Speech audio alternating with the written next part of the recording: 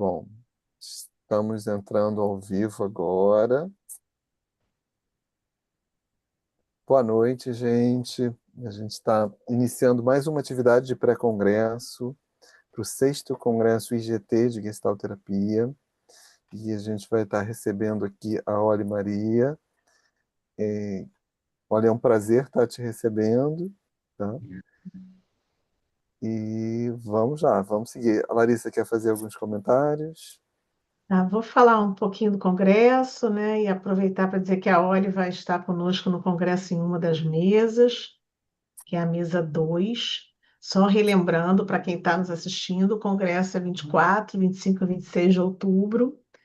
São 5 mesas, né? E a Oli vai nos dar a satisfação de contar com a presença dela na mesa 2. Deixa eu só ler aqui certinho o título da mesa para não deixar nada de fora, né? A mesa 2 é Cultura, Identidade, Diversidade e Inclusão em Tempos de Cancelamento, tá? Então, o tema central dessa mesa é um debate multifacetado, pegando, né, as vivências de cada uma das pessoas da mesa, as contribuições teóricas, metodológicas, a prática, né, que lancem diferentes perspectivas sobre as relações entre cultura, identidade, inclusão, exclusão, nesse tempo que a gente vive aí, né, de cancelamento, de aceleração, do descartável, mas também de outras formas de se conectar. Tá? Então, é esse o título geral da palestra e o objetivo geral. E a Olha é uma das pessoas, como eu falei, que vai estar com a gente na mesa. Essa mesa vai ser no dia 25, tá? E como a gente tem essa prática, a gente faz as palestras pré-congresso antes, né, que antecedem a data do congresso, para a gente ter um aquecimento, para que também vocês conheçam, né, quem a gente está convidando, do que, né, cada convidado confirmado fala. E é por isso que a gente está com a Olha aqui. Muito prazer. Quer dizer, a gente já se conheceu, né? Novamente um prazer. E muito Obrigado. obrigada por estar É um aqui prazer. conosco. Olha, a palavra é sua. É um Os prazer. comentários, pessoal, eu vou acompanhando aqui pelo YouTube, vou lendo e a gente vai distribuindo para a Olha mais no final, tá bom? Vamos lá, Olha. Vamos lá, então. Boa noite para todos que estão aqui nessa sexta-feira conosco, né? Então, a gente vai sextar um pouquinho mais tarde, literalmente, né? Você pode sextar ou sextar, né? Já que a palavra tem duplo sentido. Então, vamos falar um pouco. A ideia foi a gente falar um pouco sobre exclusão, mas de outra forma. A gente olhar uma outra área da inclusão, da exclusão e da diversidade que se perde. Então, o nome da nossa palestra era Os Deuses Algoritmos, está aqui na frente.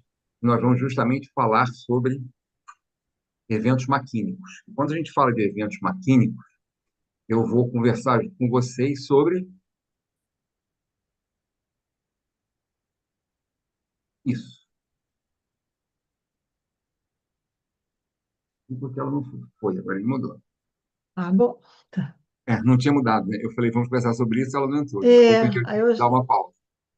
Mas, basicamente, qual é a ideia, né? Deixa eu falar um negócio para quem não me conhece, eu não leio PowerPoint, tá? Eu só uso a imagem para vocês terem alguma coisa. Eu vou falando em cima das imagens. Então, vocês leem e eu falo.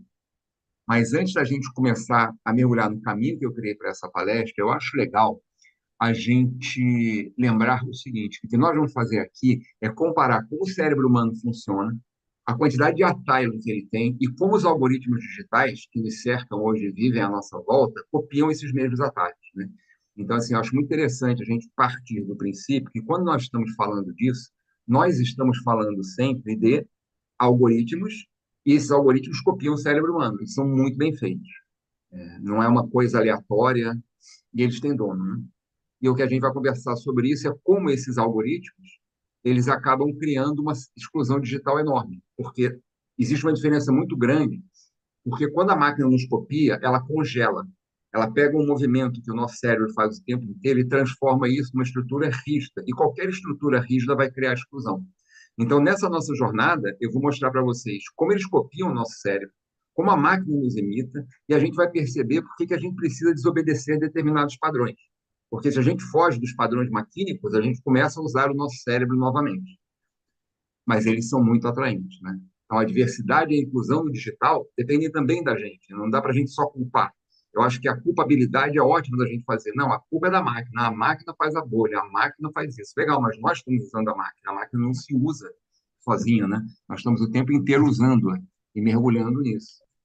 E o Hans-Georg Gadamer, né, filósofo, eu acho que ele fala uma coisa muito interessante nesse slide, porque o que ele está nos dizendo é que cada interação digital é sempre um diálogo.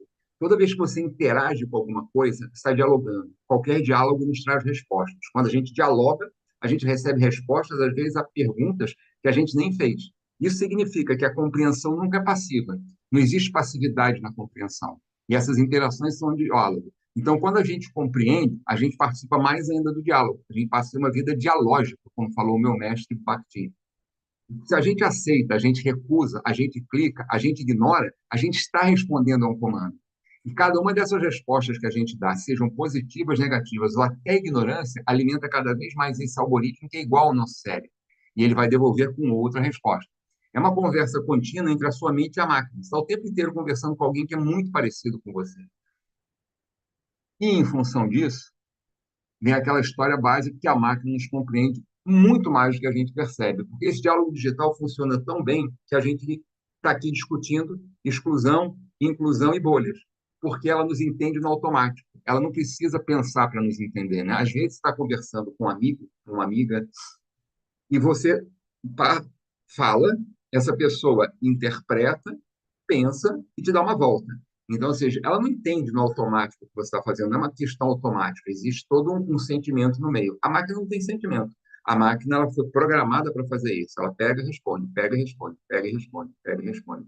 Eu não sei se você falar qualquer absurdo para uma inteligência artificial que seja um modelo de linguagem grande, ela sempre vai responder de forma positiva para vocês. Vocês já devem ter notado isso. Qualquer informação que você dê, ela vai responder de uma forma positiva para você. E o interessante, quando a gente fala de tudo isso, é que se você olha para o nosso cérebro, eu sempre explico nas minhas palestras, gente, que o nosso cérebro, a sociedade que nós vivemos e o nosso corpo, eles vivem hoje numa dissonância total, porque o nosso cérebro parou de evoluir há 36 mil anos atrás.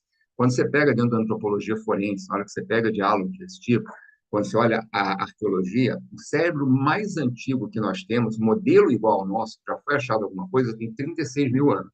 Pode ser que amanhã na Scientific American, na Science, saia alguma coisa dizendo o contrário, mas o número que nós temos é hoje. Então, se você imaginar que a sociedade que nós vivemos hoje, olhando para um computador, esse computador que está à nossa frente, começou mais ou menos na década de 80, final da década de 80, a gente começou a ter computador na mão. Se a gente imaginar o telefone, que hoje tem 83% dos nossos acessos, ele praticamente veio na nossa mão nos anos 2000, a gente vê o seguinte, o nosso cérebro é uma máquina muito velhinha. É como se a gente tivesse, o nosso cérebro fosse uma televisão Telefunken usando um DVD. A imagem vai ser a Telefunken em 1970.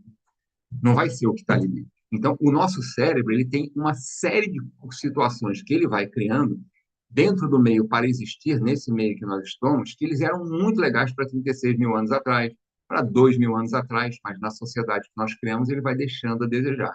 E isso nos leva a uma coisa, trazendo outra pessoa, que o Kahneman falou e que eu acho muito interessante, né? O Kahneman falou o que para a gente, né?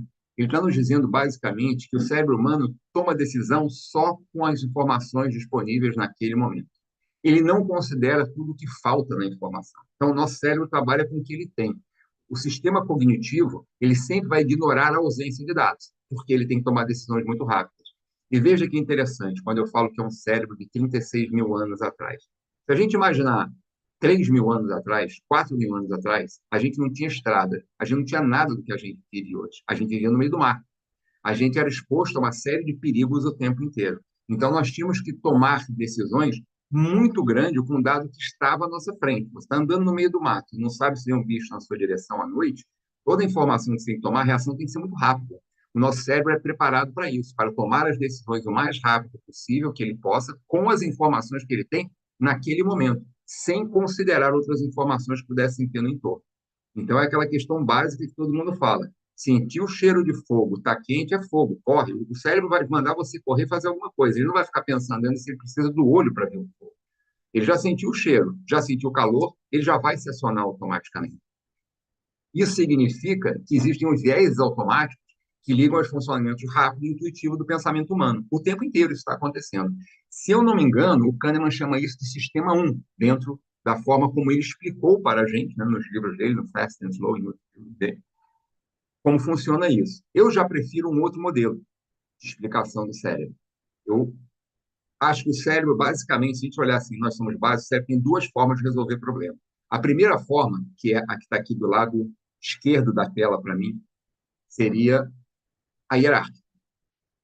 E do lado direito, nós temos a outra forma que ele tem de olhar o cérebro. Como é que funciona essas duas questões? Primeiro, falando da hierárquica. Ela divide todos os desafios em etapas menores.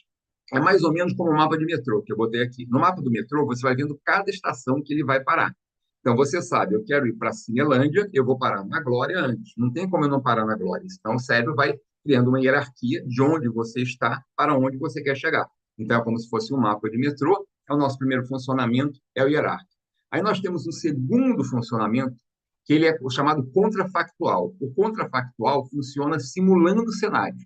Então, ali eu botei um labirinto com uma pessoa dentro. Ou seja, a bola vai procurar uma saída do labirinto e ela vai, por tentativa e erro, tentando entender aquelas paredes que estão ali dentro. Em ambos os casos, o cérebro, para funcionar, ele utiliza esses atalhos o tempo inteiro. Se ele utiliza esses atalhos o tempo inteiro, é normal que haja distorções nisso. Por quê? Porque ele vai tomando as decisões à medida que as coisas vão acontecendo, ou ele já criou etapas na decisão que ele tomou. Essas duas situações distorcem a realidade. E a conexão que nós temos aqui com os algoritmos é qual? É como eles funcionam. Todo algoritmo funciona exatamente da mesma forma. Ele tem um formato hierárquico e tem um formato contrafactual. Dentro desses dois formatos, ele vai tomando decisões. Exemplificando para vocês, o Instagram, que tem mais de 2 bilhões de pessoas dentro dele. Como é que funciona o Instagram? O Instagram, quando se abre, ele é hierárquico com você. Ele coloca na frente da sua tela informações que estejam ligadas com seus últimos acessos. Ele criou uma hierarquia. Ah, João clicou um monte nesse jogo aqui, então eu vou mostrar esse jogo para ele primeiro. Mas se o João pega o telefone dele e começa a dar um scroll para baixo, ele passa a mãozinha assim com o telefone, ele já passa para contrafactual, porque ele começa a ver quais peças ele pode botar ali para mudar para o João o que ele está vendo. Então, ele começa a construir o feed a cada 30 rodadas que ele dá. Até que o João para, clica em alguma coisa que ele viu uma foto de Angra dos Reis, clicou naquela foto, opa, aí ele vai voltar a ser hierárquico. Ele falou, o João gostou de praia. Então, ele vai botar Angra dos Reis, vai botar praia, vai botar coqueiro, vai botar tudo que ele está vendo ali. Então, os algoritmos funcionam assim. Ou seja, eles vão entregando nosso cérebro para a gente. O tempo inteiro ele está entregando o nosso cérebro para a gente. E aí, isso vai resultar o quê? Em um monte de atalhos. Então, a gente tem atalho para tudo que é lá dentro desse cérebro. A gente tem esses atalhos para a gente poder justamente sobreviver no mundo que nós criamos, desculpe, no mundo que nós vivíamos antes de todas as criações que nós fizemos. Então, se a gente divide tudo em etapa e a gente vai seguindo informações que já temos, sem ver nenhuma alternativa oculta, nós vamos simulando cenários usando apenas lembranças e experiências disponíveis. Eu não simulo o cenário pensando em coisas novas. Eu vejo o que está disponível para mim. E eu não invento nada que eu desconheço. O que isso significa? Que se eu estou hierárquico ou se eu estou contrafactual, eu estou cheio de viés no meu cérebro. Isso é uma forma muito fácil de vocês entenderem o que significa isso. Por exemplo, você pega o seu carro e dirige todo dia para a academia de ginástica. A Larissa falou de academia antes da gente entrar, né? Então, você está dirigindo para a sua academia com o seu carro. Aí, um dia, você pega uma carona com uma amiga que está indo para a academia com você e não dirige. Sentada do lado, você anda e fala, nossa, eu nunca tinha visto esse prédio. E o prédio já está construído e você passa ali todo dia. Mas você não viu. Por que você nunca viu? Porque como a sua atenção estava na estrada o tempo inteiro, tudo que vai passando lateralmente, o cérebro está construindo para você com informações que ele já tem. Aquela informação não tem necessidade daquele prédio. Então, ele vai fazendo a informação passar para você. É por isso que Buda, que era um gênio, falou o quê? Que a realidade não existe. Porque se nós, uma parte da realidade é criada para compensar coisas que o nosso cérebro não está vendo. Né? E todos nós sabemos que nós temos um nervo óptico preso no olho e parte do que nós vemos é construído para o cérebro para compensar o espaço que nós temos ali, que não tem visão, porque tem um nervo pendurado. Então, assim, dentro dessa estrutura, você não está vendo. Você passa a ver coisas que você reconhece depois. É aquela mesma sensação, gente. A primeira vez que você vai para um lugar, você acha que foi dificílimo e longe. Quando você volta, parece que você voltou de um lugar mais perto. Porque você teve atenção para uma série de detalhes que você não tinha e foi construindo a sua viagem. Quando você volta, a construção já está feita. Então, você está indo na maior tranquilidade. Aquilo parece que o tempo é menor. Seguindo um pouquinho mais, nós temos esse nosso cérebro bonito, migrando dados. E esse cérebro, para funcionar, ele é igual a esse monte de número, ele é binário. Então, ele tem viés de confirmação, viés de disponibilidade, viés de presente, que são só alguns dos 3 principais vieses que o nosso cérebro cria para participar. Por exemplo, o viés da confirmação sempre faz a gente buscar coisas que confirmem a nossa crença. Então, assim, eu preciso que eu acredito nisso, então eu quero buscar coisas que comprovem aquilo que eu acredito. Eu não estou interessado nas coisas que não comprovam o que eu acredito. Já no disponibilidade, ele faz eu valorizar tudo que é mais recente na minha memória. Então, eu sempre vou achar coisas melhores na minha memória do que outras coisas que eu gostei no passado. Isso é muito engraçado, às vezes, com música. Você, às vezes, está ouvindo uma música hoje e fala, nossa, gostei dessa música, e fica ouvindo ela. E aí você esquece de um monte de música que você ouviu. Aí daqui a pouco você vai na casa de um amigo seu, ele está botando uma música e bota uma música lá da década de 80 que você gostava, você ouve, nossa, eu adoro essa música. Mas ela já não existia mais na sua frente, por quê? Porque na confirmação você estava ouvindo o que estavam te dando antes. E o de disponibilidade, desculpe, que é o de disponibilidade, e o viés do presente, ele sempre vai nos levar a preferir as recompensas imediatas, mesmo que a longo prazo não seja a melhor decisão. A Universidade de Harvard, sobre esse viés, fez um trabalho brilhante, que ela pegou pegou vários alunos e deu para eles, cada um, se não me engano, foi $2, $3, não foi muito dinheiro, e pegou e falou assim, ó, usa o que você quiser. E eles pegaram esses alunos 45 dias depois e chamaram de volta para saber o que fizeram com os $3. Todos os alunos que não tinham gasto imediatamente o dinheiro quando saíram, lembravam o que tinham feito com o dinheiro. Todos os alunos que já saíram, tomaram um cafezinho, falaram, não sei, eu saí, comprei alguma coisa, porque achou que era pouco dinheiro e gastou. Ou seja, por quê? Porque o presente é mais fácil, está ali na frente eu faço, mas a lembrança dele é menos duradoura. Então, você está sempre trocando presente, e o algoritmo está fazendo isso com a gente. E esses atalhos, eles são muito úteis para a gente. Eu não estou falando mal deles. A gente não existiria, não seria o predador máximo da cadeia alimentar se nós não tivéssemos esses atalhos. A gente não teria chego aqui. Mas eles também limitam muito a nossa visão do que é o mundo. E o algoritmo copia isso quase ao pé da letra. E aí a gente tem que lembrar de uma coisa, que é o que a Shoshona nos fala, que quando nós traduzimos a experiência dessa forma, nós significa que o algoritmo foi reconhecido, foi criado para reconhecer padrões e ele prever comportamento. Eles imitam o nosso modo de decidir, ou seja, o tube-rate. Ele tem que imitar como a gente decide, ele tem que copiar o nosso padrão para prever o nosso comportamento. E ele faz isso o tempo inteiro conosco. Ele faz isso o tempo inteiro conosco, que nós estamos envoltos ali naquela quantidade de informação. Por quê? Porque o algoritmo também tem dono. O algoritmo ele tem um interesse, ele tem um dono que quer que ele funcione daquele jeito. Mas existe um problema seríssimo nisso, porque quando nós transformamos a nossa experiência em dado, data, a gente congela o viés e a gente amplifica. É como se eu pegasse só um pedacinho de alguma coisa e pegasse aquilo e transformasse em uma coisa nova. O que significa? O cérebro humano é transformado numa máquina de previsibilidade. Como nós aprendemos por repetição, o cérebro humano adora coisas que se repetem. Por quê? Porque nós aprendemos por repetição. Apesar de muitos pais e mães acharem chato quando o filhinho que tem 1 ano começa a comer naquelas cadeirinhas, joga tudo no chão toda hora, apesar do pai achar que isso é uma coisa muito chata, e todo pai e mãe acha que a criança faz isso para irritá-los, que a criança está fazendo de propósito, na realidade ela está simplesmente repetindo movimentos para entender aquele movimento. Por quê? O som que cai, o que acontece, se alguém pega, é sempre a mesma pessoa que pega, ele está testando, ele está repetindo para aprender. O que aquele som faz? Então, nós aprendemos por repetição. Se você pegar o treinamento da seleção brasileira de vôlei, eles ficam o tempo inteiro repetindo o que eles vão fazer dentro da quadra. Ou seja, nós somos um animal que gostamos de repetição e previsibilidade. Agora, imagina congelar um pedacinho nosso dessa previsibilidade para a gente. É quase um paraíso, quase uma droga que nós recebemos. E se nós recebemos essa droga, gente, qual vai ser o resultado que nós vamos ter, né?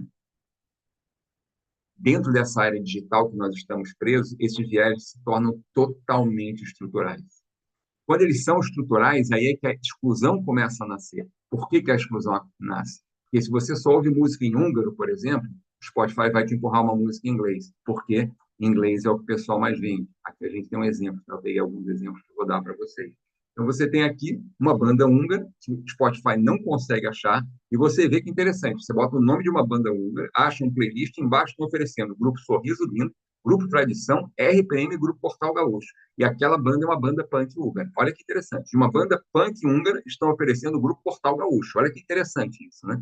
Olha que viés de exclusão. Eu quero ouvir um negócio que me oferece uma outra coisa. Existem outros exemplos reais desse tipo de exclusão ali da linguística, que vão sumindo essas línguas minoritárias, elas vão desaparecendo cada vez mais, porque nós temos linguístico, nós temos vieses geográficos, vieses de consumo, vieses de gênero. Então, por exemplo, aqui nós estamos vendo um outro viés. Esse viés a gente continua olhando que, na hora que eu busco um artista, eu busquei o Alvin, na hora que eu busco o Alvin, ele me oferece, se vocês olharem, olha o nome desse artista, Alvin S. Mushok, eu não sei como fala, é outro artista húngaro. Mas olha que a diferença dos nomes que são oferecidos do lado. Então, assim, ele está buscando coisas diferentes que seja o interesse dele que você ouça, porque ele não quer que você fique ouvindo ele. Então, ele bota pessoas similares que não são. É o algoritmo te dando coisas diferentes. Então, nós temos essa mesma questão, ela pode acontecer com mulheres. Aqui nós temos um exemplo que eu acho super legal. Eu botei a Joan Jett. Joan Jett é americana, canta em inglês, é famosa pra caramba, os americanos adoram. O que acontece? Encheu de mulher famosa, já viram? Heart, o grupo das duas irmãs, Janis Joplin, The Runaways, as três mulheres, Alanis Morissette, o Hole, que é o grupo, se não me engano, é a mulher do Nirvana, é a ex-mulher do Nirvana, e dois tributos a Joan Jett. Legal, né? Nenhum preconceito contra gênero e contra mulher. Mas aí, se eu aperto o botãozinho de novo e eu peço para ele a Dadawa, Dadawa é a maior música de tocar tambores da China. Ela vende na China mais música do que muitos artistas do Ocidente vendem. Eu escrevo o nome dela perfeitamente, Dadawa, ele me oferece um artista que eu não tenho noção de quem seja, me oferece a Lorena McKennitt e o Dadá Boladão. E eu escrevi Dadawa. Aí, se eu corro um pouco atrás, aí eu botei Dadawa, Sister Drum. O que acontece? Ele acha o disco da Dadawa imediatamente. Mas olha o que ele me oferece embaixo. Eu pego uma mulher que toca música étnica chinesa, super conhecida, e ele me oferece um playlist escrito One Love, um chamado Sister Nancy, um chamado Good Vibes e o Dance Hall Throwback. Então, assim, é legal, assim, as mulheres são respeitadas, sim, na língua que interessa para eles, que é o inglês. Na hora que você muda a mulher para outro país, muda completamente. E se nós mudarmos um pouco mais ainda, né? E eu pedi, por exemplo, Punho de Maim é uma banda punk, toda de pessoas pretas, extremamente política, antifascista, paulista, que tocou no The Town essa semana passada, uma banda muito legal. Eu escrevo Punho de Maim, olha o que aparece, a magia dos punhos, e embaixo aparecem coisas que não têm absolutamente nada a ver com a música punk, nada a ver com o movimento preto antifascista e nada a ver com a banda Punho de Maim. E eles ainda me oferecem o Rap do Ace, a magia do punho, e uma música ali que eu não sei qual é a relação que a Carla Bruni pode ter com música punk. Eu não consigo entender isso, mas tudo bem, a Carla Bruni está ali. Eu não sei se é porque ela, acho que ela era casada com o presidente, pode ser que isso ajudou ela, mas isso vai mostrando a quantidade de exclusão que a gente tem aqui. A gente está falando de exclusão geográfica, a gente está falando de exclusão de língua, a gente está falando de exclusão de, de, de gênero, a gente está falando de exclusão de estilo de música. Tudo isso exclui isso, por quê? Porque não é algo que o algoritmo vê necessidade de entregar para você. E aqui tá, se eu boto o punho de maim, o nome depois, eu insisto em botar o punho de maim, aí aparece. Olha que interessante. Mas olha que interessante, na hora que aparece ele, olha as coisas que ele vai botando lá. Nada tem a ver com alguma coisa. Mais uma vez, eu insisto um pouco mais, eu até acho, mas eu acho assim, né? Então, isso já mostra para a gente uma quantidade de vieses enormes que vão acontecendo. E aí, gente, nasce um outro probleminha, né? Gente baixando para outro lugar, que os algoritmos podem ser crianças extremamente obsessivas. E eles têm a obsessão de que eles estão certos. Essa obsessão dele é que eles estão certos. Por quê? Porque o algoritmo é um conjunto de comandos. Quando a gente fala um algoritmo, a gente está falando de vários algoritmos juntos, que são conjuntos de comandos que, combinados, fazem alguma coisa. Então, por exemplo, se você já entrou num site de namoro, a primeira coisa que você bota é a sua opção. Você gosta de homem, mulher ou ambos. Se você clicar em homem, mulher ou em ambos, um algoritmo vai entrar em ação para te mostrar aquela questão. Não é um algoritmo só que faz aquilo. Você aperta homem, entra no algoritmo e vai te mostrar homem, que é o especialista em homem, e vai ver todas as outras informações que você vai dar, de idade, de localização, de distância geográfica. Então, são comandos que vão fazendo trabalho junto e formam o algoritmo. Cada algoritmo é um comando, mas nós entendemos tudo isso como se fosse um único ser, mas é como se fosse uma colônia toda junto, trabalhando em uníssono. E o que isso acaba rendendo para a gente, né?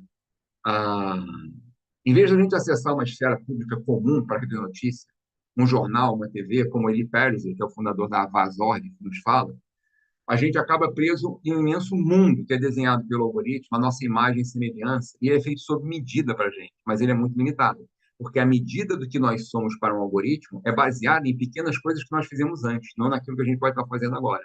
Então, isso significa que se você passa a ver no mundo que é desenhado pelo algoritmo, o que você vê parece ser um todo, mas na verdade é sempre um recorte de você, o perigo é que você acredita que o seu recorte é o mundo real. E nesse momento, gente, a diversidade some, a sociedade se fragmenta e um universo enorme paralelo começa a alimentar a sua própria ilha. E nós passamos a ser o contrário do que o grande poeta John Doe falou, né? Ele nos disse, né, até When the Bells Tone, né, eu não sei, não lembro o que, o livro de Hemingway, né? John Doe está na abertura do livro de Hemingway, Por que eu ensino história? Então ele fala, e o poema dele famoso fala o quê? Nenhum de nós somos uma ilha, somos todos parte de um continente interligado. Então nós passamos a ser ilhas quando isso acontece. E qual é o risco de ser ilha, por exemplo? O risco dessas ilhas, por exemplo, um pesquisador chamado Mark Fadel, da Universidade de Cornell, ele fez uma pesquisa junto do TikTok. E ele fez a pesquisa por acaso. Ele entrou no TikTok e ele pediu um vídeo, se não me engano, tinha uma moça loira. Só aparecia mulher loira para ele. Tudo que aparecia era feito para alguma mulher loira, loira, loira. E ele achou aquilo estranho. Porque qualquer coisa, aparecia mulher loira cozinhando, mulher loira tocando saxofone. E aí ele pegou e fez o quê? Ele pegou uma outra conta, um outro telefone, abriu e variou. E botou. A primeira coisa que ele viu foi olhar uma pessoa preta. Só aparecia gente preta para ele fazendo alguma coisa. E aí ele começou a pensar que estava por gênero, por raça, por cor, e sempre repetia. Então ele olhou que o TikTok tem uma preferência por botar raças fenótipicas na sua frente direto quando você entra e escolhe uma. Por quê? Porque é a forma que ele encontrou de excluir tudo para você e te dar um mundo encantado. Ah, se você gosta e clicou aqui, então eu vou te dar mais disso. E ele vai se moldando desse jeito. É uma das formas que nós temos. Já uma outra pesquisa muito interessante, o Media Matters, ele nos sugere uma coisa muito interessante, que o algoritmo do Facebook, ele tem tantos bias, que um dos que ele tem, que são os mais perigosos, é sobre conteúdo da direita radical. Porque o que, que acontece? Apesar das páginas de conteúdo da direita radical representarem menos de 47% de todo o conteúdo que é acessado e visto dentro da internet, quando você tem um fato político, normalmente 2/3 do destaque que é dado para esse tipo de conteúdo. Ou seja, ele já é direcionado para isso. Você imagina, tem 53% de outras coisas, 47% de uma, então aquilo aparece tanto para mim que eu começo a achar que aquilo é real, mas aquilo é a menor parte do conteúdo que está vendo. Quando a gente pega a Meta, né, que a Meta é a dona do Facebook, isso se agrava mais ainda, porque nós temos um obstáculo que acontece dentro da Meta, de todos os sistemas da Meta, que é muito interessante. A Meta, ela bloqueia muito mais moderação dentro das línguas árabes do que na língua judaica. Olha que interessante. Com tudo que está acontecendo no mundo, se você filma um garoto tomando um tiro de um policial israelense, você vai ter esse conteúdo totalmente desabilitado. Por quê? Porque ele vai ser bloqueado enquanto a versão que tiver do israelense dizendo que o garoto era um homem-bomba vai aparecer. Ou seja, ele não é nem um pouco igualitário. E ele já é direcionado para isso. É árabe, corta. É árabe, corta. É árabe, corta. É judaico, bota. É da língua judaica, bota. É da língua judaica, hebraica, desculpa, bota. Então, isso é um problema sério. E esse é um problema sério que a Patrícia Klopp, ela nos fala uma coisa muito interessante. Né? A Patrícia nos diz que o afeto não é uma emoção individual. Ele é aquilo que circula entre nós, é o que nos conecta, é o que nos abre as experiências que nós temos na vida. Se nós não somos afetados, nós não vivemos.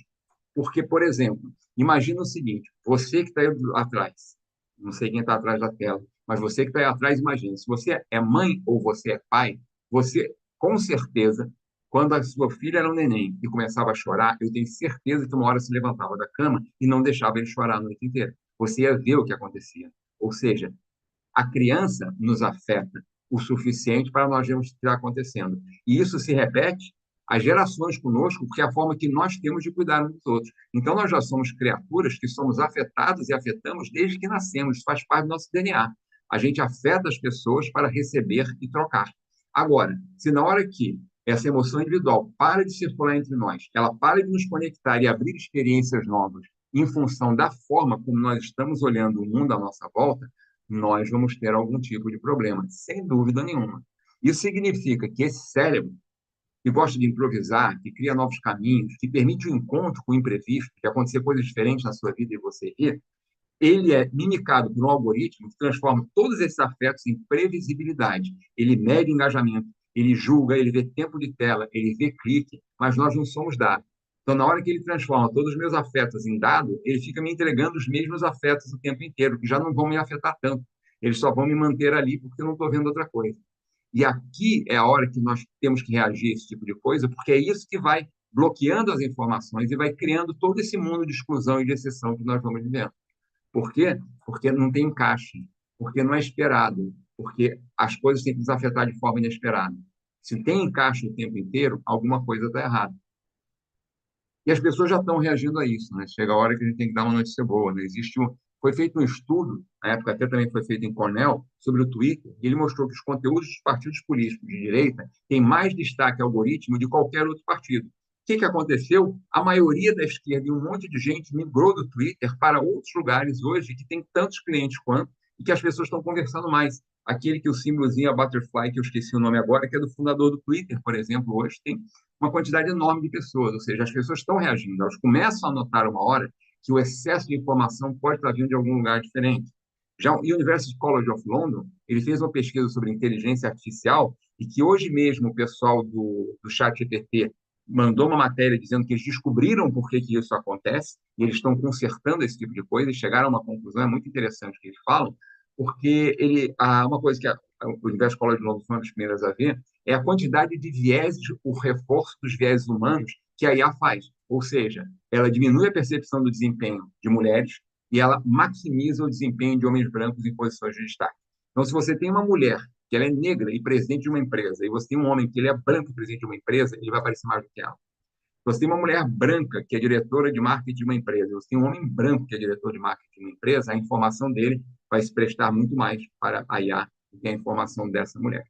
Isso é uma coisa vista, e isso começou a mudar. Hoje, o pessoal do ChatGPT falou, eles descobriram por que existem determinadas falhas no treinamento, pelos inputs de informações que não são lógicas para a LLM que está recebendo aquela informação. Ou seja, as pessoas estão reagindo a isso, as pessoas estão perguntando por quê. Isso é muito legal. Por mais passivo que nós ainda sejamos, eu acho que tem uma coisa legal dentro de tudo isso, que significa que nós ainda temos tempo. A gente ainda tem tempo para mudar, a gente tem tempo para fazer diferente, a gente tem tempo para compreender que a vida não é um ato passivo. E a gente pode entender e ser responsável. A gente pode chamar o mundo para o nosso lado e implicitar um pouco esse mundo. E quando a gente implicita esse mundo, eu gosto muito de uma coisa que o Paul Ricoeur conta, que está escrito na tela para vocês. Por quê? Porque toda vez que a gente conta alguma coisa, toda vez que uma história, um evento, toda vez que o nosso dia é interpretado, ele é interpretado de uma forma não neutra, porque nós não somos neutros naquilo que nós falamos. Nós escolhemos palavras, nós temos ênfase, nós criamos um sentido que nós estamos falando. Então, as pessoas que estão aqui hoje me ouvindo e veem a minha narrativa, elas não têm uma narrativa neutra, eu estou falando realmente, está na hora da gente levantar a cabeça e procurar entender que essa diversidade e essa exclusão também somos nós que achamos que somos diversos que estamos excluindo. Então, a gente tem a chance de criar uma narrativa nova. E se nós criarmos uma narrativa nova, diferente desses algoritmos que nos criam narrativas sempre fechadas e repetidas, nós podemos narrar de outro jeito. A gente pode seguir vozes diferentes. E, para isso, basta a gente começar a clicar, buscar outras culturas, pelo inesperado. Porque cada gesto nosso é uma resposta que vai expandir o reflexo da máquina. Toda vez que eu respondo de forma diferente, a máquina vai saber, vai fazer uma coisa de forma diferente. Então, se eu começo a fazer muitas coisas diferentes, eu começo a dizer para a máquina que eu não sou uma pessoa igual. E ela vai ficar procurando cada vez mais coisas diferentes para nós. E lá no começo, né, quando a gente fala eram os deuses algoritmos, eu falo para vocês agora que, na realidade, eu acho que eles não são. Os algoritmos não são deuses, eles não são espelhos, eles, na realidade, se eles fossem um espelho, caberia a nós refletir e decidir o que nós queremos. Nós podemos repetir sempre o mesmo padrão, ou a gente pode pegar, quebrar esse espelho e multiplicar todas as imagens que ele está nos vendo. Isso é uma escolha ética, estética e afetiva que a gente pode fazer. E o nosso cérebro, ele é ético, ele é estético e ele é afetivo na hora que a gente quer que ele seja. Não se trata mais apenas de tecnologia, mas entender que se esse sistema todo mimica o meu cérebro, eu tenho que escolher como eu quero viver, como eu quero perceber e como eu quero compartilhar o mundo. Porque esse que está dentro dessa cachola ainda é o meu, independente do cérebro que está nesse momento agindo em tudo aquilo que eu faço. Ai, desculpa, não tinha mudado, eu estava falando agora que mudou. Ah, Caso vocês queiram, eu fiz um artigo. Se vocês apontarem o seu celular para esse QR Code, vocês vão poder baixar um artigo, deve ter umas 6 páginas, que eu escrevi tudo que eu falei na palestra, com algumas referências bibliográficas para quem queira ler. Porque, às vezes, aqui falando, a gente fala Cornell Universe, fala de uma pesquisa, fala de outra, lá você consegue ter essas informações em um formato mais friendly, que você pode acessar a hora que você quiser, né? Eu não vou apertar o meu botão agora para que se alguém estiver pegando o celular para copiar, mas eu agradeço esse momento até aqui. Eu acho que eram 40 minutos, eu acho que eu dei os 40 minutos que eu tinha e eu estou aberto às perguntas de vocês, ao que vocês quiserem saber. Eu sempre digo, perguntem com calma, com parcimônia, com consciência, porque eu sou muito criativa. Se eu não souber, eu vou inventar e vocês vão acreditar. Então, por favor, perguntem coisas que tenham a ver com o que a gente está conversando ou com o QR Code que vocês estão lendo. Obrigada, até aqui. Deixa eu acessar aqui, que eu fui pegar o artigo e saí da tela do, daqui do YouTube. As pessoas deram boa noite, tudo até o momento não fizeram um comentário, né? Aham. Eu tenho Mas chega. uma pergunta que eu queria fazer, assim, quando a gente olha para esse tema, o filme Matrix, né, ele Aham. termina sendo uma metáfora, assim, que ilustra muito o que parece estar sendo vivido na atualidade, né, assim. Como é que você vê isso? Assim, você vê semelhanças, vê diferenças? Eu, eu posso ir um pouco para trás, porque, na Sim. realidade, o filme Matrix ele é uma cópia barata do que o William Gibson escreveu, né? Quer dizer, quem Uhum. inventou o cyberpunk foi o William Gibson, né? E se a gente for um pouco para trás do William Gibson, até muito para trás, para 1920, né? Foi o Aldous Huxley que começou tudo isso na hora que ele escreveu Brave New World, né? Então a gente está falando do Aldous Huxley, do William Gibson, que dá o pulo depois, inventa o termo cyberpunk e outras coisas, e aí vem o Matrix, né? Então eu acho que isso já é uma realidade humana há muito tempo. No dia que, quando Aldous Huxley viveu a Primeira Guerra Mundial, que foi talvez a primeira hora que 85% da população inglesa teve um ente morto na guerra, né? Foi uma guerra que acabou corpo a corpo, né? Quando morria menos gente, tinha gente sendo metralhada, tinha tanque passando por cima de gente. Na hora que ele olhou tudo aquilo, depois, acho que em 1928, ele escreve, né? What a Brave New World. E se você, assim, eu sei que muita gente sabe o que é Admirável Muito Novo, mas se você lê o livro inteiro, você vai ver que existem várias partes do livro que são realidades hoje. As sociedades fictícias que nós vivemos, né? Esse caminho que a gente tem do torpor, isso é muito real hoje. E em cima daquilo, como William Gibson já falou, como admirador disso, como outras pessoas, como Isaac Asimov, que fazia ficção científica, o William Gibson escreve a história de Matrix, até a palavra Matrix é inventada por William Gibson. Então, eu acho que a gente já tem várias pessoas que já vêm falando sobre isso há muito tempo, e eu acho interessante que é um olhar de como a nossa sociedade é e para onde ela estava indo, né? E a gente não está indo há pouco tempo. A turma que fez, aquela turma que inventou a bomba atômica, eles já estavam mexendo com computação e já estavam criando inteligências e coisas desse tipo. A primeira inteligência artificial a fazer ele tocar música, por exemplo, foi feita em 1948. O computador estava tocando música. Então, a gente não está falando de nada que está acontecendo agora. Agora está vindo cada vez sendo massificado porque os instrumentos ficaram mais baratos. Mas, do mesmo jeito que na fotografia, no dia que alguém inventou de fotografar, alguém já foi lá fotografar alguém pelado, quer dizer, ao mesmo tempo, no dia que alguém inventou o computador, no dia seguinte alguém já parou e falou, poxa, esse troço aqui pode imitar a gente? Já aconteceu em paralelo. Então, na hora que você olha que isso vem de 1947, 48, 60 e tantos, na hora que você vê o Xerox PARC nos Estados Unidos, né? Eles pesquisam isso desde 1960 e tantos. Na hora que você vê quando a própria relação maquínica, né, humano-máquina, que foi feita por uma antropóloga, ela trabalhava no Xerox PARC, se não me engano, em 60 e tantos. E hoje a IHC, hoje as pessoas que estudam Human Interaction Computer estão cada vez, nossa, que legal, né? Poxa, eu estou nessa área desde 1990, quer dizer, antes da gente imaginar que o computador chegaria a isso. Então, a gente está falando de coisas muito antigas, né, que acabam estourando dessa forma. Então, eu acho que o Matrix ele é a hora que Hollywood olhou para isso de outro jeito. Mas isso já está acontecendo em outras mídias, em outras inteligências há muito tempo, né? Então, eu acho que Matrix, para mim, ele é a imitação de coisas que já vieram antes, para quem leu e para quem fez. Eu responderia para você desse jeito, mas já acontece há muito tempo. A gente é que ainda não tinha tido a capacidade de notar, né? Uhum.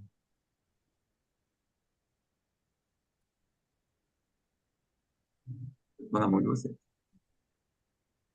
Eu estava ouvindo, né, você falando do arranjo, né, de como se estrutura, vamos dizer assim, o algoritmo, né, que não há nenhuma neutralidade, né?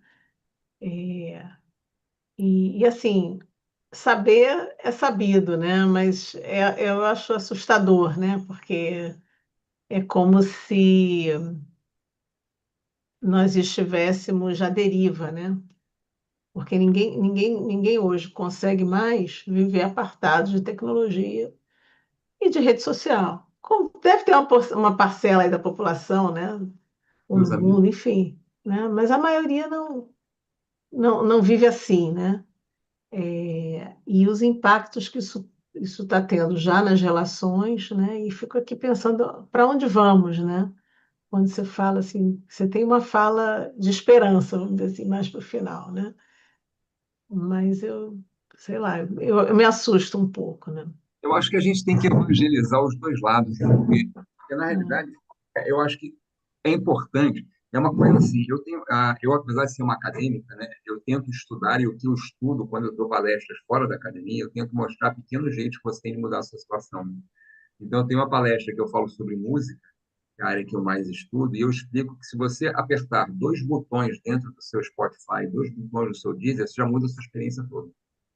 Então, às vezes, é você achar os atalhos que podem te levar para outros lugares, né? Então, às vezes, por exemplo, se você pegar hoje, se você falar assim, eu sou assinante do Spotify.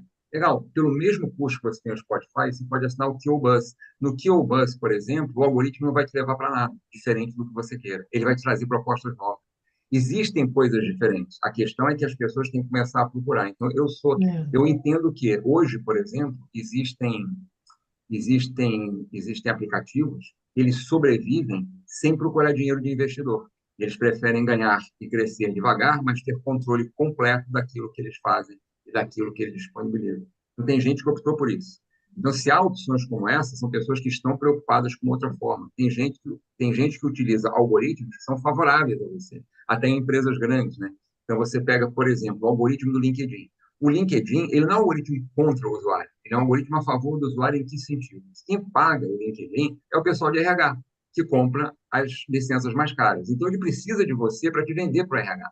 Então, se você utilizar o LinkedIn direito, você é capaz de conseguir várias propostas diferentes sobre trabalho para você lá dentro. Então, ele não é contra a gente. Ele é a favor, muito a favor da gente, porque ele quer vender a gente para outra pessoa. Já é diferente, por exemplo, do Spotify. O Spotify, ele pertence às quatro grandes gravadoras, são donas de mais de 50% dele. Então, o que eles fazem o tempo inteiro? Vendem as músicas dos 4.575 selos que pertencem a essas quatro gravadoras.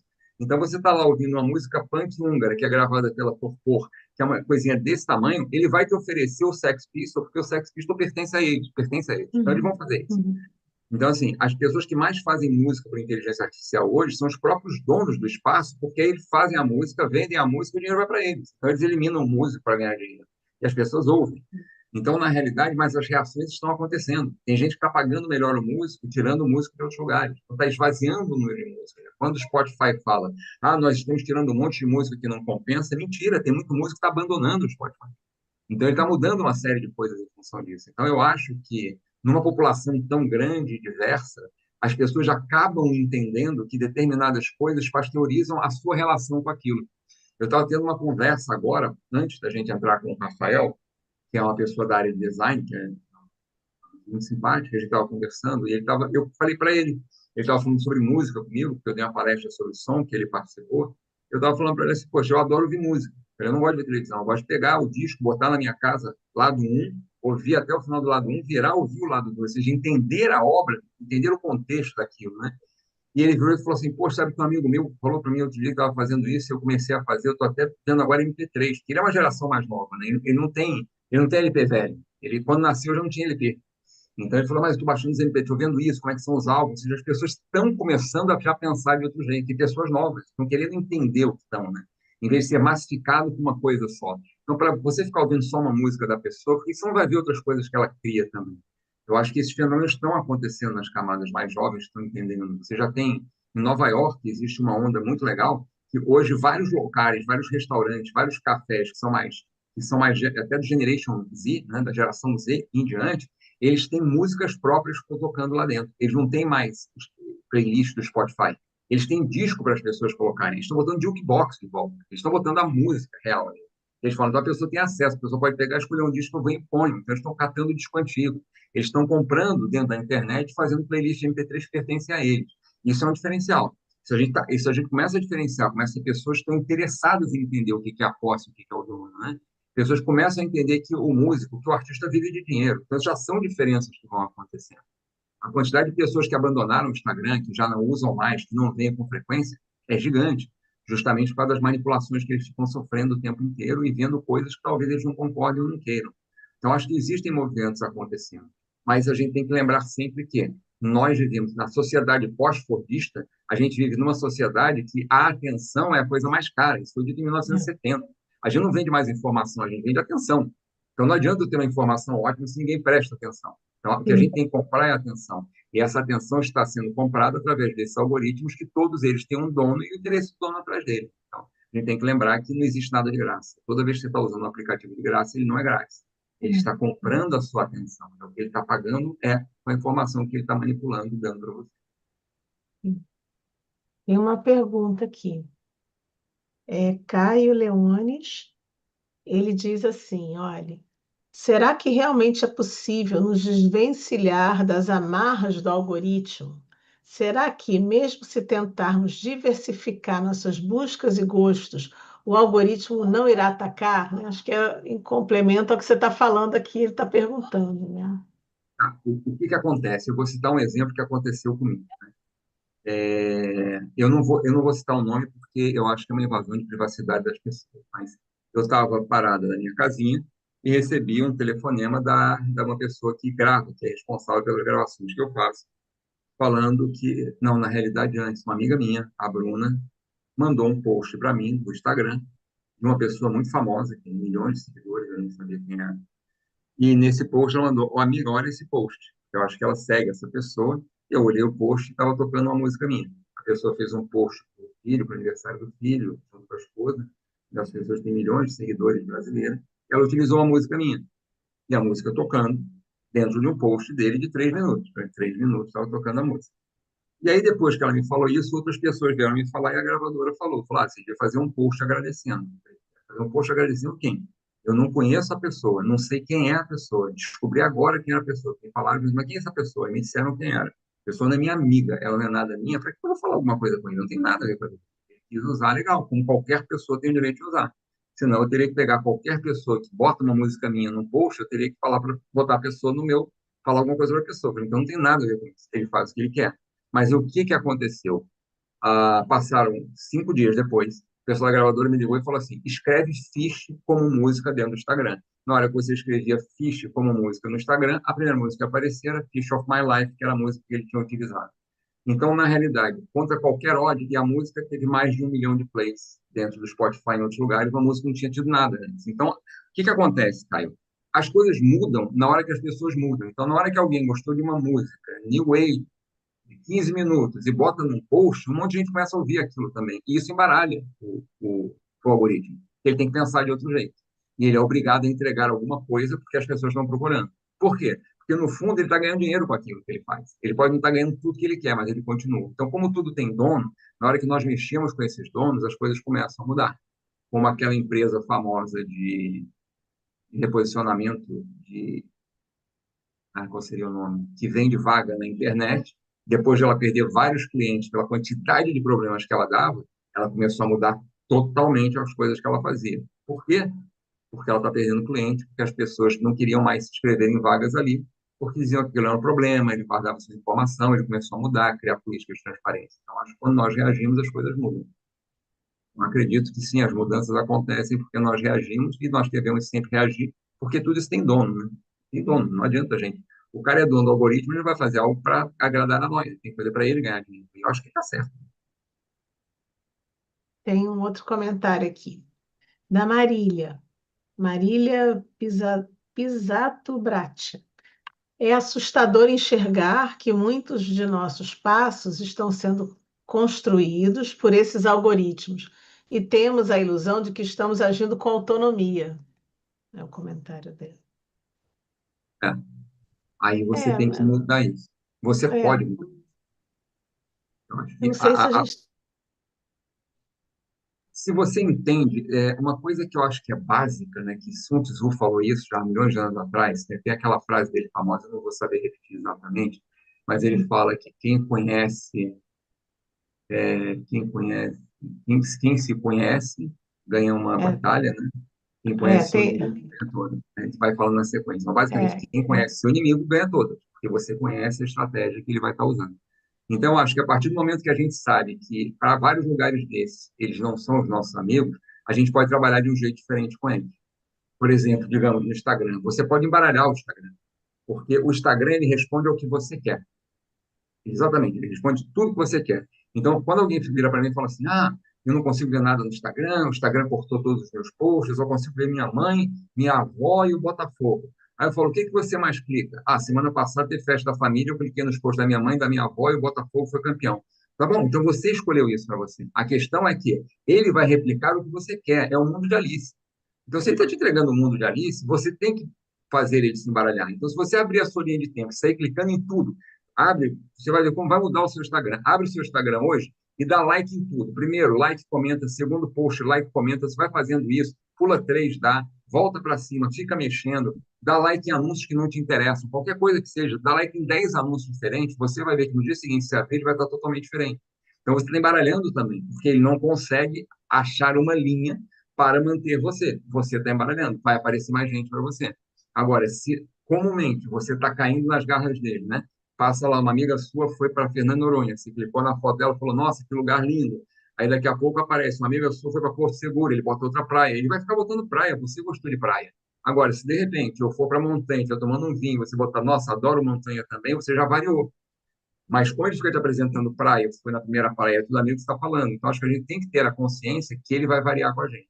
Então, parte do trabalho é nós deixarmos que os afetos aconteçam mais para a gente, que a gente veja mais coisas e nos deixemos afetar por outras coisas e não só por aquilo que parece o tempo inteiro para a gente. Então, é só a gente ir para baixo, porque, para quem estiver ouvindo, a cada 30 mensagens, o Instagram muda o seu feed inteiro. Ele é feito para isso, o algoritmo. Na hora, feed é infinito. Você puxou 30 mensagens, você não apertou like, a 31ª vai ser de um outro grupo. Aí você vai ter mais 30 e ele vai mudando os grupos dentro de tudo que você tem de amigo, porque ele tem que acertar alguma coisa para você. Então, a sua próprio movimento vai fazer isso mudar.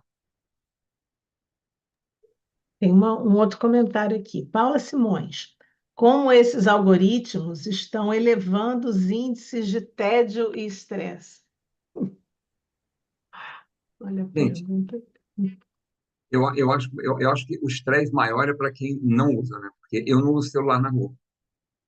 Eu ando olhando para frente. E é impressionante a quantidade de pessoas que eu tenho que desviar na rua. Então, eu acho que irrita mais a mim que não estou usando, porque todo mundo com a cabeça baixada, andando como se fosse touros loucos te atropelando, né? E para nós mulheres que temos seio, é pior ainda, porque cada pancada que você leva, às vezes a pessoa vem passando com a mão assim, eu já ando assim na rua de vez em quando vem aquela massa abaixada, que eu chamo de Walking Dead. Para mim, isso está virando Walking Dead, né? Todo mundo ali abaixado. Então, na realidade, eu acho que tem toda uma culpabilidade das horas que se usa, né? Por exemplo, eu acho horrível a pessoa que almoça com o celular. Eu fico pensando assim, gente, o que você pode resolver na hora do almoço e não pode resolver depois? Então, acho que a gente também tem que abandonar. Quanto mais a gente abandona, quanto mais a gente se intoxica disso, a gente começa a ver que tem todo um mundo belo ao nosso redor, né? Às vezes, olhar o prato que a gente está comendo, a gente pode até descobrir gostos novos, em vez de só socar aquilo para dentro, lendo alguma notícia que seja que você é a favor ou contra, né? Então, eu acho que parte do que os algoritmos fazem, eles fazem porque nós deixamos ele fazer. O nosso cérebro é mais elaborado do que ele. O que eu falei, ele congela momentos, é previsível e nos entrega isso. Mas nós podemos olhar para o lado sempre, né? Porque quando nós olhamos para o lado, as coisas começam a acontecer de uma forma diferente e a inclusão, a diversidade vai surgir na nossa vida.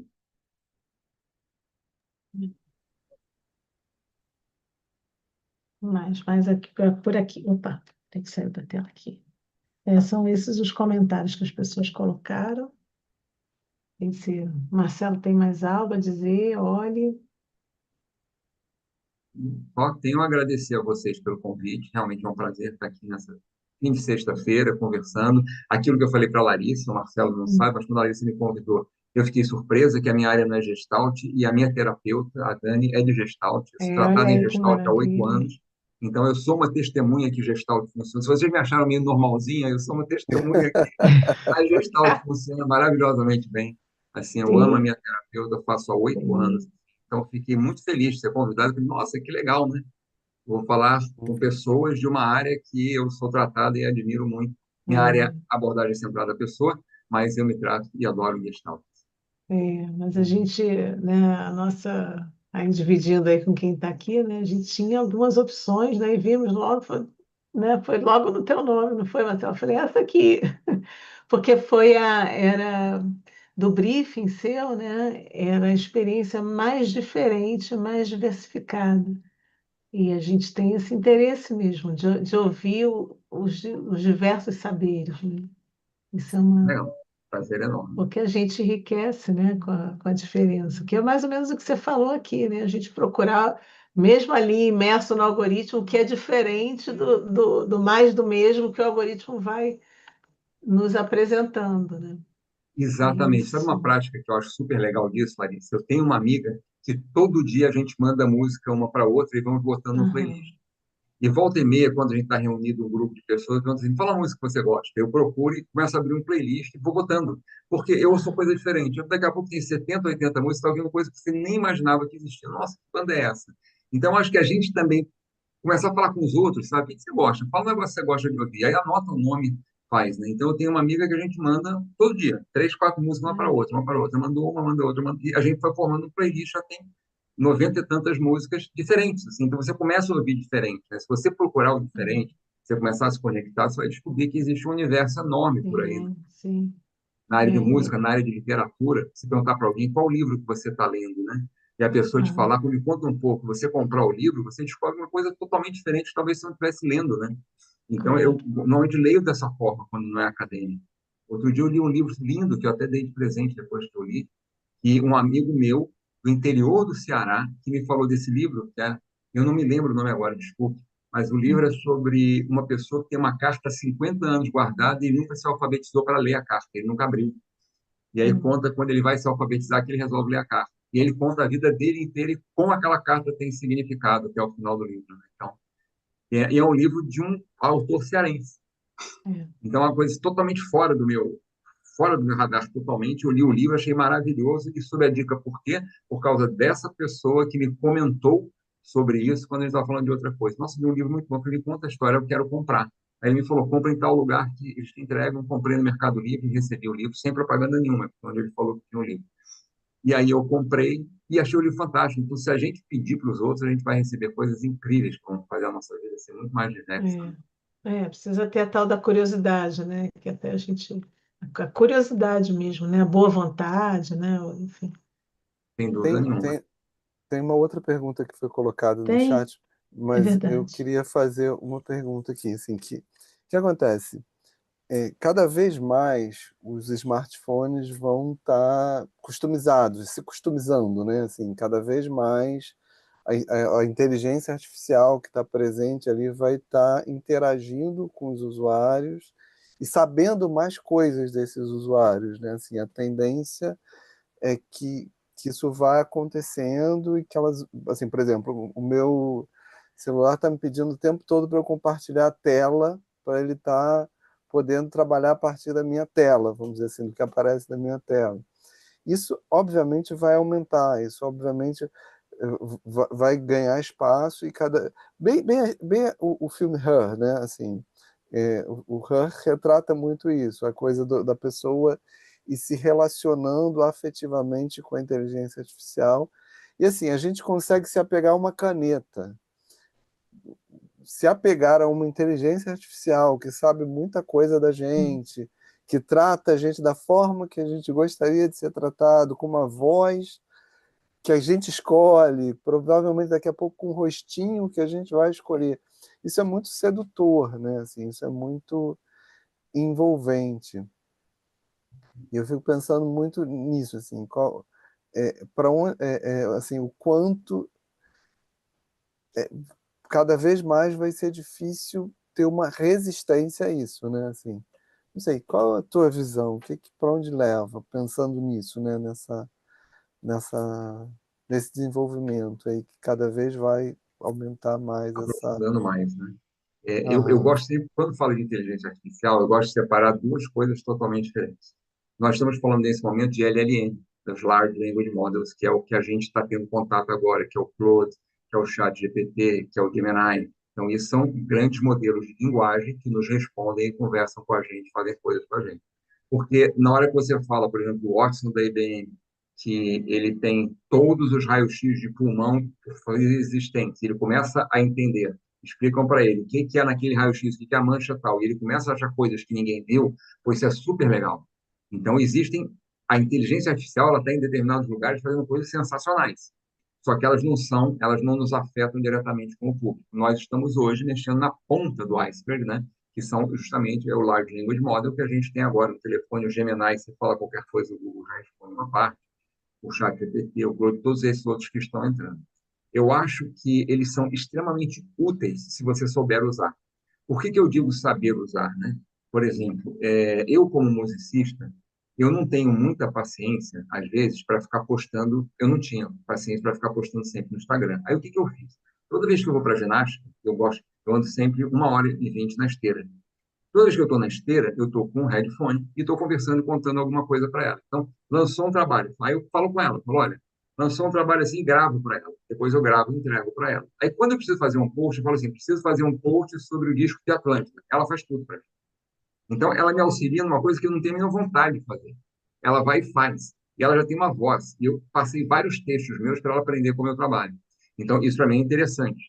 Eu, por exemplo, peguei todas as partituras que eu fiz na vida, todas as letras que eu escrevi, todas as músicas que eu fiz, eu botei online para ela, eu dei para ela.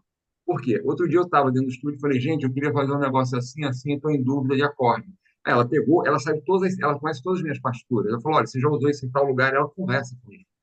E aí eu não vejo diferença nessa conversa, por exemplo, de um cantor famoso, como a gente sabe que tem vários, que eles simplesmente gravam alguma coisa que fizeram para ele. Então, é uma parceria. Quando você grava uma música, né, na hora que o Súlio e Massadas fazem 90% do que a gente ouviu na década de 80, fazem os arranjos, fazem tudo, e o Tim Maia só botava a voz, aquela voz maravilhosa dele, não é a mesma coisa de você estar conversando com uma inteligência artificial que vai falando com você sobre a letra que você está fazendo. Eu acho que é a mesma coisa. Então, acho que o uso inteligente dele é interessante. Agora, se uma pessoa que não tem nenhum saber musical, ela pega uma inteligência artificial e começa a fazer música com ela, e aí eu acho que ele já está interferindo dentro do trabalho de outros músicos. Eu até fiz um post grande sobre isso outro dia, porque me falaram de uma banda no Japão que ela não existe, que ela está sendo ouvida há milhões, e foi invenção de um cara. Eu virei e falei, gente, eu queria conhecer esse cara para ele promover o meu trabalho, porque ele é um gênio. Não pela música que ele fez, que isso ele não fez nada, mas se ele conseguiu criar alguma coisa que não existe e promover de um jeito que já tem milhões de plays, o cara é um gênio. Então, eu acho que essas genialidades que conseguem fazer isso poderiam estar trabalhando para músicos de verdade em parceria e gerando conteúdos reais. Então, é a única coisa que eu acho. Mas eu acho que ela é útil. Ela é útil quando ela não transforma a gente, né? Ela é útil quando ela te assiste em alguma coisa. Você está com uma dúvida, né? Então, às vezes, eu acho isso muito legal. Às vezes, você está com dúvida, você está escrevendo um artigo seu, aí você está com uma dúvida. Poxa, mas o Paul Hanson, ele nasceu quando? O que ele fazia? Eu lembro que tinha um livro que ele falava isso. Aí você pergunta para ela, olha, o Paul Hanson escreveu um livro que ele falava sobre as dores da alma. Ela vai achar para você. Aí você vai ler a citação. Qual a citação que ele fala isso? Qual é a página? Ela te dá a página. Gente, a pior coisa em artigo, quando a gente está fazendo, não é a gente achar, botar lá os nomezinhos. Poxa, ela faz a BNT para a gente, bibliografia BNT, você vai escrever. Eu acho isso fantástico. Não ela escreveu o artigo, mas eu não tenho. Aí, outro dia eu estava publicando um artigo. É para ser formatação de Chicago. Eu falei, gente, formatação de Chicago? Aí, pai, aí você escreve, por favor, formatar essa bibliografia em Chicago. Ela faz em um segundo. Você Ctrl+C, Ctrl+V, botou no seu artigo, economizou tempo. Então, eu acho que tem funções muito legais. Mas a sedução de usar, até na área de vocês, né, hoje em dia tem gente que fala que ela faz terapia na. Eu acho fantástico terapia com alguém que concorda em tudo. Né? Mas até isso o pessoal faz. Isso eu acho um perigo. Fazer terapia, inventar coisa que não sabe, as pessoas estão criando artigos sobre assuntos que eles não sabem, pedindo para eles fazer, tudo isso eu acho perigoso. Mas eu acho que bem usado é uma ferramenta incrível. Né? Uhum. Outro comentário, não, pergunta, né? Você acredita que os algoritmos podem ser usados como ferramentas para ajudar a transformar problemas estruturais no Brasil? Essa é... Olha, tem uma piada que me contaram uma vez. Eu posso contar uma piada sem palavrão? Pode, claro. Pode, claro. Disse que o cara achou a lâmpada de um gênio Aí ele virou para o Gênio e falou assim, "Ó, você pode fazer o pedido que você quiser." Ele falou, não são três. Ele falou, não, comigo é só um. Ele falou, tá bom. Então eu queria que você consertasse o meu país. Ele falou, vou fazer o seguinte, eu te dou três pedidos, porque esse eu não consigo. Então eu acho que não vai ser o algoritmo, entendeu? Aqui, se a gente está falando desse mesmo país aqui, né? Quer dizer, esse país É. é com a hipocrisia que a gente vive, quer dizer, então não vai ser, entendeu? Isso não vai ser. Eu não acho que não existe algoritmo que consiga nos resolver. A gente está anos-luz. Primeiro, a gente tinha que criar opções políticas que a gente não tem. E o algoritmo não vai conseguir criar. Ele vai ficar repetindo esses dois, sabe? Cadeia para Pois um, é, cadeia para outro, cadeia para um, cadeia para é outro. A gente vai verdade. ficar nesse É ciclo de cadeia. verdade. É Daqui a verdade. 4 anos é outro que vai ser preso. Então, acho que a gente não está saindo desse ciclo. Então, o algoritmo não vai nos ajudar nesse sentido. Nos ajudaria seria talvez um Che Guevara, alguma coisa desse tipo, um Lenin, um trotskista, marxista, alguma coisa que botasse fogo, porque se não botar fogo no parquinho, esse país não muda. O algoritmo não sabe botar fogo no parquinho. Essa é a minha opinião, né?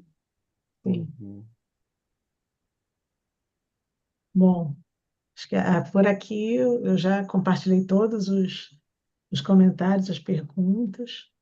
Então, Então, agradeço a todas as pessoas que estiveram aqui conosco. Obrigado, Larissa. Obrigado, Marcelo. Obrigado, Carol, que está aqui agora. Vai ser um prazer estar com vocês no Congresso de Outubro. Obrigado por todos que nos ouviram até agora. Como vai ficar uma gravação, eu acho importante eu só falar agora que, possivelmente, quem apontar o celular na gravação não vai achar o artigo, porque eu tiro os artigos depois de um certo tempo, porque eu uso sempre o mesmo QR Code para botar os artigos das palestras que eu dou. Mas caso você não ache o artigo quando você apontar, você pode entrar no LinkedIn e me pedir que eu mando o artigo para você. Fala, olha, eu vi palestra de artigo, você recebe do mesmo jeito. então, pessoal, quem não baixou, é só chamar ela pelo LinkedIn que vai ter acesso ao artigo. Eu já baixei aqui. Maravilha. É isso. Pessoal, Bom, obrigada, né, a todo mundo que nos acompanhou até agora. Olha, muito obrigada, um enorme prazer, né? E vamos estar juntas no Congresso, no dia 25. É isso. Muito obrigada, foi muito bom, muito bom. Obrigado a vocês. Fiquem bem. muito, muito obrigado, foi um prazer estar te recebendo e com certeza vai ser um prazer viver isso no Congresso. Vai ser bem interessante. E como você colocou, né, a busca que a gente está desenvolvendo vai nessa direção, de criar um congresso com várias perspectivas diferentes mesmo sobre os temas. Então, acho que vai ser bem interessante. Bom, explodir cabeças é sempre melhor do que fechar a cabeça, né? Com certeza, Sim, com sim. certeza. Então é isso, acho que está na hora da gente fechar. Muito obrigado a É. todos e por hoje a gente está encerrando. Boa noite, pessoal. Boa noite, Olhe. Bom descanso para todos. Bom final de semana.